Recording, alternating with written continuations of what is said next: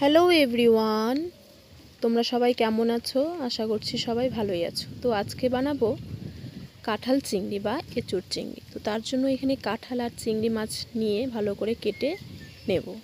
এদিক দিয়ে দেখো আমি কাঁঠালটা ছোট ছোট টুকরো করে কেটে নুন হলুদ দিয়ে সেদ্ধ করতে বসিয়ে দিয়েছি। এখন এদিক দিয়ে আর একটা পেস্ট তৈরি করে নেব।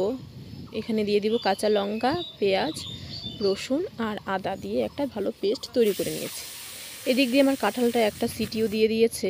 তোমরা এখানে একটা সিটি দিবে, নয়তো বেশি সেদ্ধ হয়ে যাবে। এখন কড়াইয়ে দিয়ে দিচ্ছি সর্ষের তেল। এখন দিয়ে দেব ডুমো করে কেটে রাখা আলু। নুন হলুদ দিয়ে ভালো করে ভেজে নেব। কাঁঠালে এরকম ছোট ছোট করে টুকরো করে আলু দিলে মুখে যখন পড়ে খুব ভালো লাগে। দেখো আলুটা এখন একটু ভাজছি, লাল লাল করে ভাজবো। আলুটা এখানে ভাজা হয়ে গেছে, এখন নামিয়ে নেব। এদিক দিয়ে আর একটু সর্ষের তেল দিয়ে দিচ্ছি সেই চিংড়ি মাছগুলো। সবগুলো চিংড়ি মাছ দিয়ে তেলের সঙ্গে মিশিয়ে নিচ্ছি। এখন সামান্য নুন আর হলুদ দিয়ে ভেজে নামিয়ে নেব। বেশিক্ষণ ভাজবো না, নয়তো চিংড়ি মাছ শক্ত হয়ে যায়, হালকা ভাজলেই চলবে। তো নুন হলুদ দিয়ে একটু মিশিয়ে এখন নামিয়ে নেব। এটা হয়ে গেছে। এদিক দিয়ে কড়াই আর অল্প সর্ষের তেল দিয়ে দিচ্ছি, দিয়ে এখন ফোড়ন দেব। ফোড়নের জন্য দিয়ে দিচ্ছি দুটো শুকনো লঙ্কা, তেজপাতা আর গোটা গরম মশলা দিয়ে যখন একটু মিষ্টি মিষ্টি গন্ধ ছাড়বে তখন এখানে দিয়ে দিব বেশ একটু গোটা জিরে। গোটা জিরেটা যখন একটু ভাজা হয়ে যাবে এরপর দিয়ে দিব বেশ কিছুটা পরিমাণে পেঁয়াজ কুচি। পেঁয়াজ কুচিটা দিয়ে একটু লাল লাল করে ভাজবো। দেখো পেঁয়াজটা এখানে লাল হয়ে গেছে। এখন সেই বেটে রাখা পেস্টটা দিয়ে দিচ্ছি।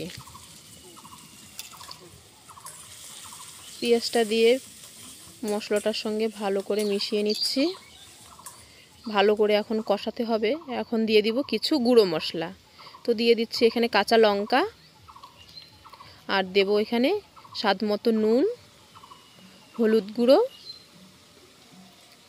জিরে গুঁড়ো আর দেব ধনে গুঁড়ো আর সামান্য লঙ্কার গুঁড়ো কালারের জন্য।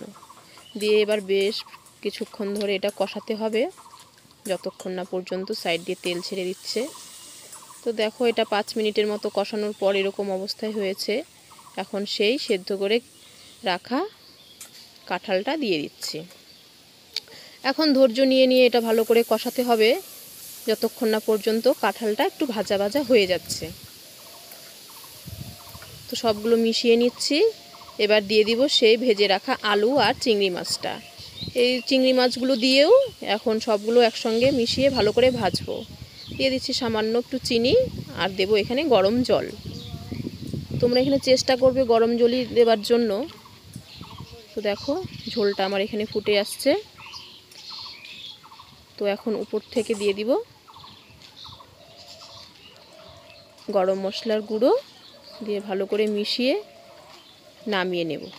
উপর থেকে দিয়ে দিচ্ছি একটু বাটার, খুব ভালো হয়।